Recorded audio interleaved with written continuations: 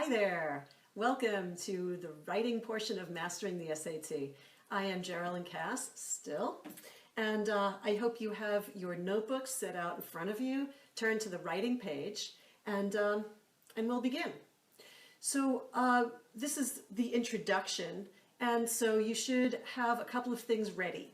One is test one. If you haven't already purchased the College Board official SAT study guide, then you may want to print out test one, because that's the test we're working on. And there is a URL on the screen, so you can print it out if you need to. You don't need to print out the entire test. You can just print out the writing section. That's section 2.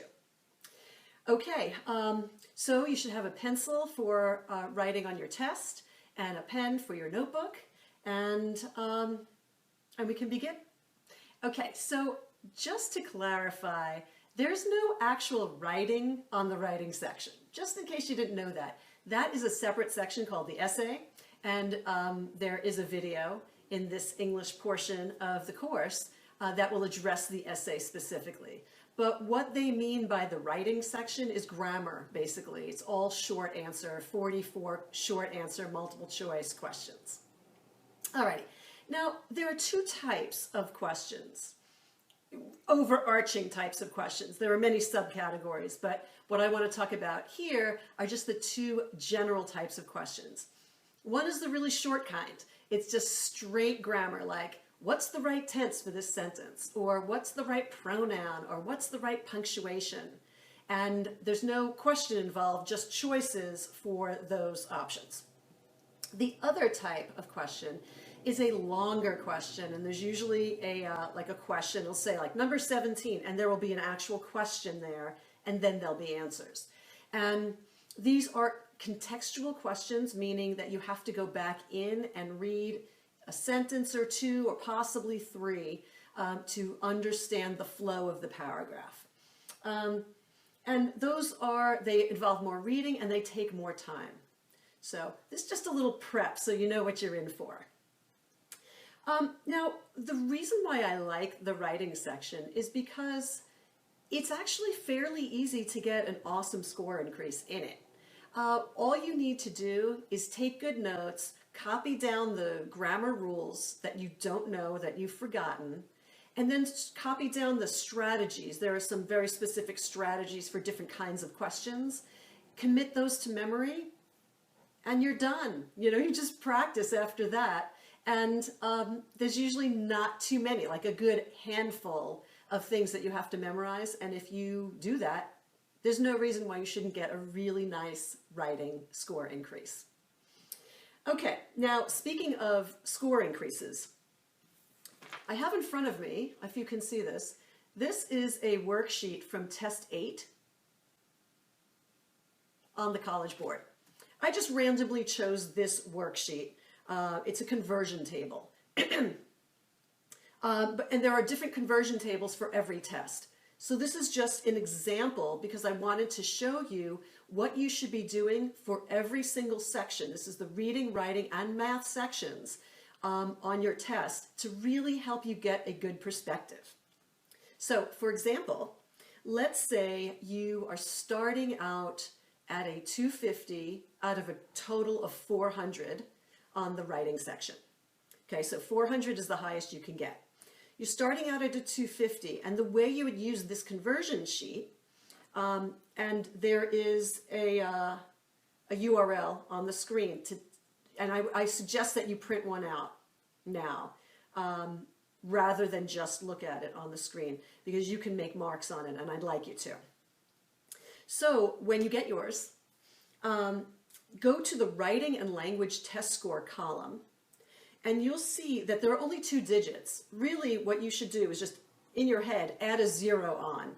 So we're looking for 250, and that's going to be in the first set of columns there, and you'll really be looking for 25. In your head, you're adding a 0.